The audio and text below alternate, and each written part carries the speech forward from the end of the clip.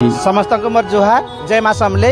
आउ इटा हूँ आमर बरगर आम सोनाली नायक ताकर माता पूजा होचे जेनटा कि पश्चिम ओडिशा रु नहीं ऑल ओडिशा रु जत्ते किन्नर मान अच्छा सब किन्नर मान को नहीं पूजाटा करा जायसी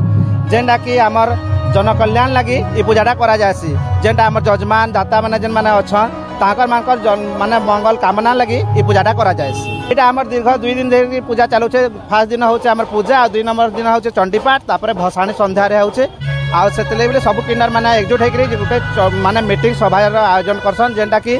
कहार प्रोब्लेम हैला कहार किछि काना हैला सब नेकरी से मीटिंगटा करसन हमर आज्ञा एटे जे पूजाटा चालू छे हमर संबलपुर नेकरी हमर ऑल ओडिशा रे जते किन्नर अछन सब किन्नर मान को हमें आमंत्रित करसु कि समस्त आस ए पूजाटा करू एटा हमर जन कल्याण लगे पूजाटा होचे जेन जजमान दाता माने हमें ताकन के बधाई कि जाना भी आम कर जाऊँ से बधाई टली रे से मानकर के भल भल माने जन कल्याण हो के मनस्कामना पूर्ण हो से लगी आमर ये माता पूजाटा है यहाँ हूँ आमर बहुत सारा माता पूजा माँ भौणी मान को मेसेज इटा भी दौछुँ जेनटा कि अलग लोक मैंने भी जनता पूजा कर माँ दुर्गार पूजा